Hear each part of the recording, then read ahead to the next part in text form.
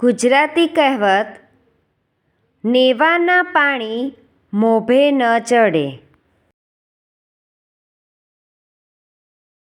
નેવાના પાણી મોભે ન ચડે. અર્થ: અશક્ય શક્ય ન બને. વાક્ય: જયંત એટલી ખરાબ સંગતમાં છે ને, તેને સુધારીને ધંધે બેસાડવામાં સમય ના બગાડશો. નેવાના પાણી મોભે ન ચડે.